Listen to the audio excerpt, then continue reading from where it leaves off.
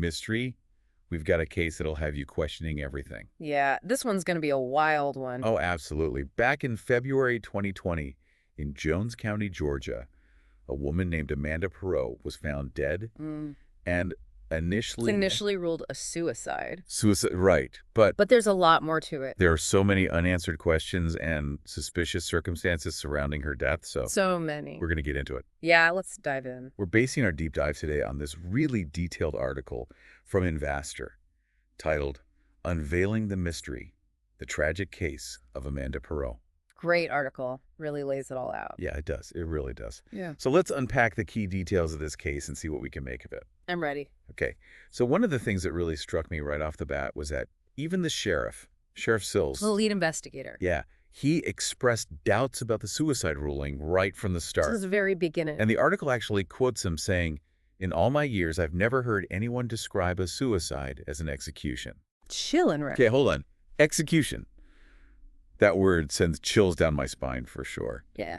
It definitely sets the stage for a deep dive full of twists and turns. Oh, yeah, buckle up. Okay, so let's go back to the very beginning.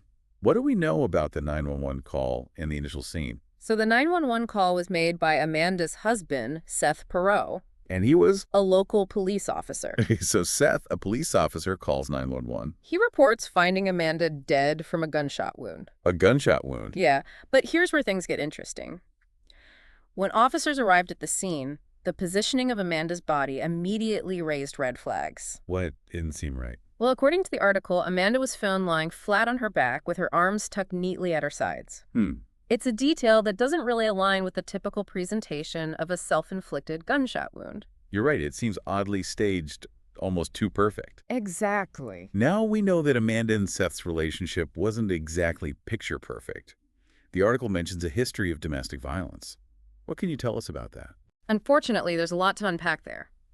Amanda's sisters, Angie and Alicia Johnson, painted a really disturbing picture of Seth's behavior. Oh, wow. They described him as controlling, isolating Amanda from her loved ones, and even monitoring her communication. Really? Yeah, they said he even controlled her access to basic necessities like transportation. That's awful. That's some serious red flags right there. Absolutely classic signs of an abuser. And the article also mentions substance abuse issues. Did those play a role? It seems so. The sisters said that Seth's controlling behavior was often intertwined with his substance abuse. So this wasn't just a one-time thing. This control was a pattern throughout their relationship. That's what the sisters say. Yeah. And tragically, things seem to have escalated in the days leading up to Amanda's death. How so? The article details these escalating arguments fueled by Seth's substance abuse, leading to more frequent and severe instances of abuse. It's just horrifying to think about the kind of fear she must have been living with. It's heartbreaking. And just days before her death, Amanda made her own desperate 911 call. She called 911 herself. She did. She reported that Seth had physically assaulted her during an argument. Oh my God. She actually had to barricade herself in a bedroom before fleeing to a neighbor's house for safety. So the police were already aware of the volatile situation in their home before Amanda's death. Yes, Seth was arrested for domestic violence after that incident. But if he was arrested for domestic violence, why was he even back at the house? Well, that's where it gets really complicated. During the bond hearing, Amanda chose not to request a restraining order. Really? Why would she do that if she was so afraid of him? Her family believes it was pure terror that drove that decision. They suspect she was terrified of what Seth would do if she spoke out against him. So she was trapped. Absolutely. Imagine the pressure she must have been under, the fear that must have gripped her. It's a stark reminder that for victims trapped in abusive relationships, even seemingly simple choices can feel impossible. That is so heartbreaking to realize. It makes you wonder why victims often stay in these relationships when they're clearly so dangerous. It's a complex issue with no easy answers. Often victims are financially dependent on their abusers, or they fear for their safety or the safety of their children. Sometimes they've been so emotionally manipulated that they believe they deserve the abuse. It's like they're trapped in a web of fear and manipulation. Exactly. Yeah. Leaving can feel like an insurmountable challenge. It makes you realize that this isn't just a case about one woman's death. It's about a system that often fails to protect the most vulnerable. You're absolutely right. And to understand the full context of this tragedy, I think we need to go back to the very foundation of Amanda and Seth's relationship. Yeah, let's go back to the beginning to understand how this all began. how she got caught in this web of control and fear. Exactly. So to really understand how this tragedy unfolded, we need to rewind all the way back to the beginning to when Amanda and Seth first met. Okay, back to the beginning. They met back in 2011, and it seems like there was a significant power imbalance right from the start. Power balance, what do you mean? Well, at the time, Seth was battling cancer and was really reliant on his family for support. He had cancer. Yeah, and Amanda, with her kind heart, she stepped into the role of caretaker. So she took care of him. She did. She moved in with him and shouldered a lot of responsibility for his well-being. Wow, so she became his support system. Exactly. And while her actions were definitely driven by compassion, this situation created a dynamic where Seth had a certain level of control over her life. Even back then, before they were married. Yeah, seems so. And Amanda's sisters, actually, they say that Seth exerted control over many aspects of Amanda's life, even after he recovered from his illness. So this controlling behavior was already there. That's what they say. And then they got married a few years later in 2017. What do we know about the circumstances surrounding their marriage? This is where things get even more complicated. Amanda's family, they believed that Seth's motivation for marriage wasn't entirely based on love. Not love. They suggest it was more of a strategic move on his part. Strategic? What do you mean? They believe he wanted to strengthen his case for gaining custody of his daughter from a previous relationship. Oh, wow. So he might have used marriage as a way to gain custody. That's what her family believes. That's a chilling thought. Yeah. And sadly, it seems things only went downhill from there. By 2020, their home life had become incredibly volatile. What happened? Well, Seth was on medical leave from the police force at that point. Medical leave. Yeah, and his substance abuse was reportedly escalating. So more stress, more substance abuse. Exactly.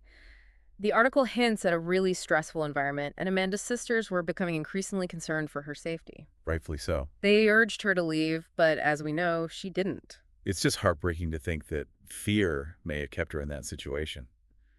Fear of what might happen if she left. Yeah, it's a powerful thing, fear, especially when you're dealing with an abuser who knows the ins and outs of the legal system like Seth did. That's a crucial point. Yeah. I mean, Seth's experience as a police officer might have made Amanda feel even more trapped. Absolutely. It's possible he used his knowledge of law enforcement procedures to manipulate and control her. We've seen this in other cases where abusers in positions of authority use their knowledge to intimidate their victims and make them feel like they have nowhere to turn. Exactly. It can create a sense of hopelessness, like the system itself is working against you. So we've got a suspicious death scene, a history of domestic violence, a husband who uses the word execution, and the fact that Seth was a police officer. What did the investigators find when they dug deeper? Did any of the forensic evidence support the family's suspicions? The article does mention some forensic inconsistencies that fuel those suspicions. What kind of inconsistencies? Unfortunately, it doesn't go into detail about what they were, but it's clear that certain aspects of the scene didn't quite add up with Seth's account of Amanda's death. So there were inconsistencies, but not enough to change the ruling. That's right. Even with those inconsistencies and the family's pleas, the medical examiner ultimately ruled Amanda's death a suicide. Months after her death. Months after, yeah. They cited insufficient evidence to prove otherwise. And that ruling, I imagine that didn't sit well with Amanda's family. No, not at all. The Johnson family, they remain absolutely convinced that Seth was responsible for Amanda's death. They haven't given up. Nope. They continue to fight for justice. They demand a more thorough investigation. Their unwavering belief in Amanda is really what keeps them going. It speaks volumes about their love for Amanda and their determination to honor her memory. Absolutely. This case really highlights the challenges of investigating domestic violence cases, especially when the alleged perpetrator is a law enforcement officer. You're right. It really brings to light the potential for biases, the difficulties in gathering evidence, and the need for investigators who are trained to handle these sensitive situations properly. We need people who understand the dynamics of abuse and who can approach these cases with an open mind and a true commitment to uncovering the truth. Exactly, because the truth is what Amanda and countless others who've suffered in silence deserve. It's about more than just this one case, isn't it? It's about systemic change. You got it. We need to create a system that actually supports victims, holds abusers accountable, and prevents these tragedies from happening in the first place. Couldn't agree more. Mm-hmm. So let's shift our focus for a moment. We've talked about the specifics of Amanda's case, but I think it's important to step back and look at some of the broader themes and takeaways here. The things that everyone listening can learn from. Yeah, I think that's a great idea. Amanda's story is a tragic example of a much larger problem, the pervasive issue of domestic violence. Hmm. It's a problem that affects people of all ages, backgrounds, and socioeconomic statuses. It doesn't discriminate. It really doesn't, and it's time we start talking about it openly and honestly. I agree. Let's break down the cycle of abuse, talk about the warning signs, and discuss what we as individuals can do to help. Okay, let's do it. So we've spent this deep dive really unpacking this tragic case of Amanda Perault, Yeah, really heartbreaker. exploring the complexities of domestic violence, the systemic issues that need to be addressed, but But it's not enough to just understand it right. exactly, we have to take action. Action is key.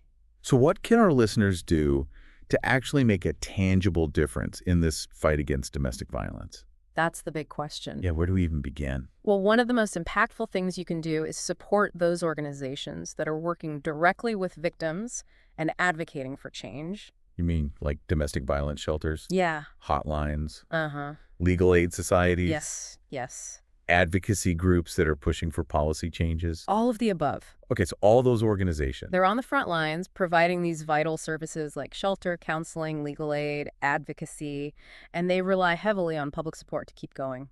So even a small donation can make a big difference. Huge. Every bit counts. Every bit counts.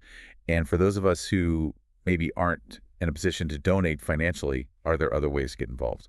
Absolutely. Volunteering your time is incredibly valuable. Okay. A lot of these organizations, they need help with everything.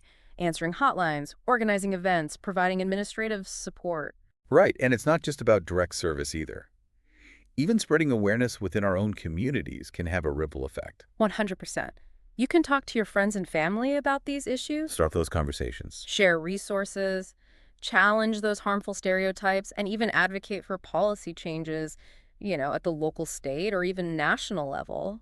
Okay, so we've got donating, volunteering, raising awareness. Those are some great starting points. But what about on a more personal level? How can we support the survivors in our own lives? That's such a crucial point. I think it's important to remember that if you know someone who's escaped an abusive relationship, that healing takes time.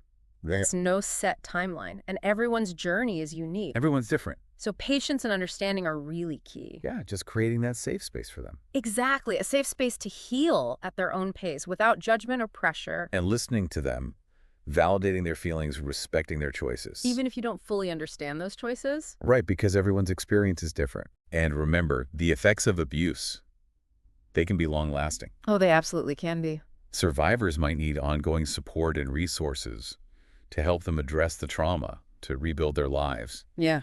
to really achieve their goals. And that's where access to therapy, support groups, legal aid comes in. Right, making sure that those are available. Available and affordable to everyone who needs them. Because it's not enough to just escape the abuse. It's about creating those pathways. Those pathways to healing. To thriving, to really building a brighter future. Yes. So as we kind of wrap up this deep dive, is there a final thought that you'd like to leave our listeners with?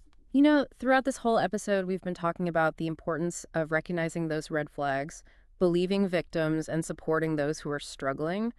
But, the one question that I keep coming back to is, what would you have done if you were in Amanda's shoes?